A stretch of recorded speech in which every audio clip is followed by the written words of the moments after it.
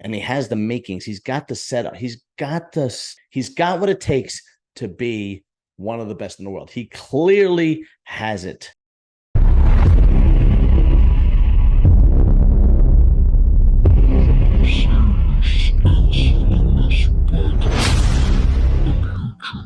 Anabolic Academy on Serious and Silliness Bodybuilding. Hit that notification bell so you get all the content. Like, subscribe, because I'm giving you the best content in bodybuilding on YouTube, period, end of story. I don't care what RX Muscle's giving you, desktop, Fuad, whoever else.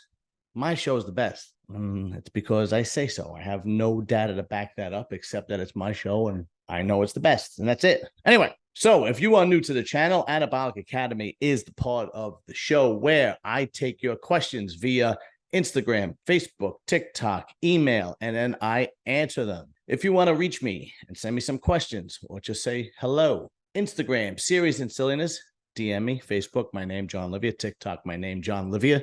That's L-I-V as in Victor, I-A. If you want to email me, UncleJohn1201 at Gmail or John_Livia at Yahoo. Today is actually a very special Anabolic Academy because this is the first time that all of the questions come from one person. And that one person is Fran is the man, because he is the man. And literally, if it wasn't for him this week, I'd have no questions. There would be no Anabolic Academy. But that being said, we are going to get started on Fran's questions. First question from Fran is the man. What bodybuilder would be a better guest than Cbum to be on Patrick Bet-David's podcast? Okay. So if you guys didn't see it, I did a review of the interview of Bumstead. He was on Valuetainment, who is the host is Patrick Bet-David. Valuetainment is literally one of the biggest podcasts in the world. I'm a huge fan of the podcast. He had Cbum on, so go back and watch it. It's a very honest review of the interview. That much I could say. But listen, I understand why Patrick Bet-David had him on, because he's going to draw the most views. He is the #1 guy in bodybuilding right now, period. The guy's like got 20-something subscribers on Instagram. Everybody loves him.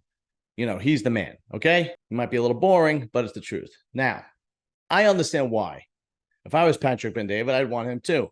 But if you wanted more of an interesting interview, you know, there are guys like Dave Palumbo, King Kamali, Greg Valentino. These guys are great storytellers and have great stories. Who else? Mike Christian. Mike Christian would be a great interview because he was a fucking gangster.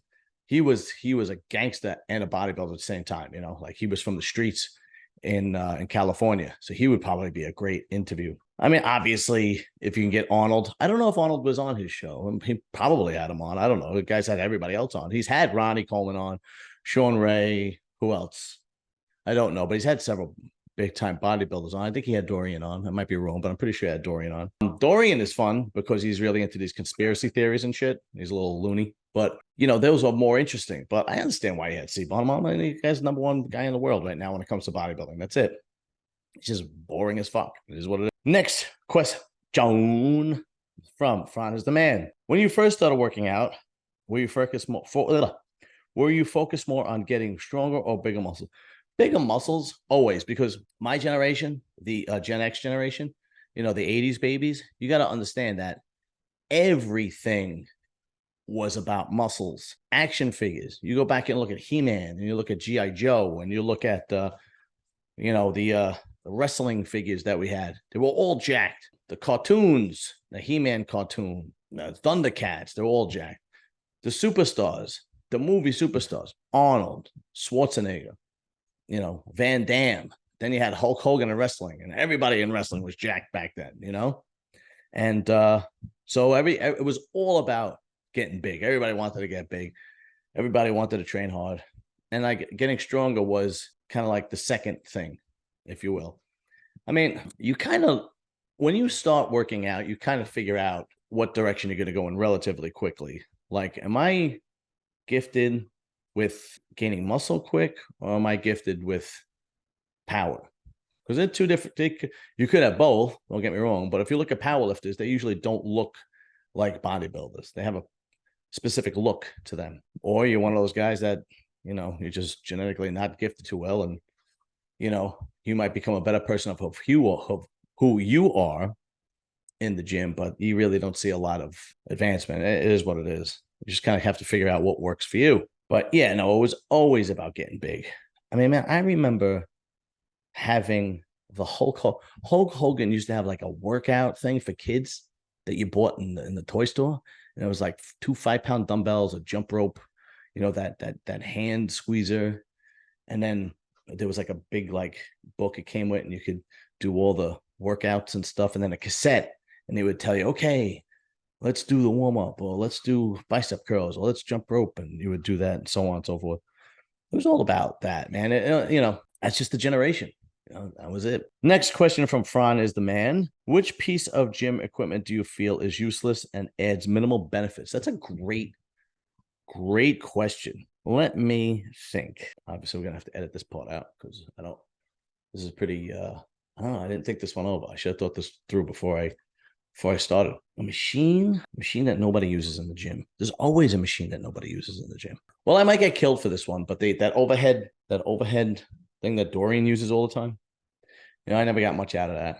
I don't see many people doing that. What else? There's got to be more. There's got to be more. There's got to be more. There's got to be more. There's got to be more. There's got to be more. Let's see. Equipment that does the minimal.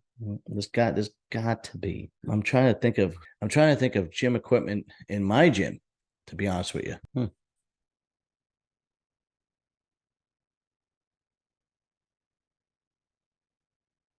There's always, yeah, off the top of my head, like that's the only one that I really could think of is that Dorian used to love it.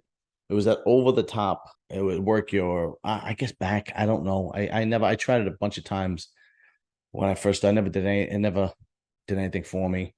I don't think a lot of bodybuilders use it. I don't even know what the hell you call it. You guys know what I'm talking about. But that's a rough one. I'm trying to think. There's got to be more. There's got to be more. Well, sometimes there's like doubles of something, but they're just the same thing, only laid out differently, right? Like you'll have a leg extension, and then you'll have a leg extension for separate legs, 2 separate legs separately. And then you have a leg extension where you can do 2 at the same time. It's really like worthless to have both because you could do one at a time on the other one too. Or you'll have a preacher curl that you sit down, and you'll have a preacher curl that you stand up. It's like, well, I could stand up on the sitting down one, things like that. But I can understand why they throw it in there because you always need more than one thing. You always need, you got to have an assortment of benches. You got to have an assortment of squat racks. You got to have doubles of the dumbbells, and so on and so forth. Anyway, off the top of my head, that's the only one I can think of. Let's see. What was your first encounter with a pro bodybuilder, and describe how it went? My first encounter with somebody who was pro. Well, the first encounter with somebody who looked like a pro was Dave Palumbo. He never turned pro, but he certainly looked like a pro. He was a monster. I remember it was 1998 or 1997, and I went to the Mr. Staten Island bodybuilding show. This is not the one I was in. I was in 99. It was just a year or two before that. And he was there. I don't remember if he was the guest poser or not, but I remember seeing him, and he was just enormous. And he would always wear this plaid. It was the summertime, so he'd always have a tank top on and this plaid sleeveless shirt button down over it, And I remember looking at him going, my God, how big does somebody like that get? How is that possible, But I remember the first time meeting Flex Wheeler, and I told him it was an honor to meet him. I remember one time I took a leak next to Lee Priest in the bathroom because he was a guest poser at a show I went to. I didn't talk to him while we were peeing. I thought that was inappropriate. Remember, I met Mike Matarazzo in Las Vegas in the 2000, was it 2000? 2001. I believe it was a 2001 Mr. Olympia. 2000, Mr. I think it might have been 2000 Mr. I don't remember. Whatever, doesn't matter. I met him. Basically at the beginning, it's like just shocking. You never knew somebody could be that massive, that big. Dave was really the first person because he was local, He was a local guy. He was from New York, so he was always at the shows in New York and New Jersey and so on and so forth. So when he was the first guy that I was like taken back, like how big he was. You know, they don't seeing these guys in person is a hell of a lot different than seeing him when I was a kid in a magazine or seeing him on Instagram. Like when you see these guys in person, they're 270, 280, 300 pounds on their off season. And you look at them and you go, my God, it's like, it's almost like you've never seen anything like that before. It's shocking. You don't realize a human being could get that massive, right? And I'm sure I remember I had my cousin help me at Jason Owens's show, Muscle Beach.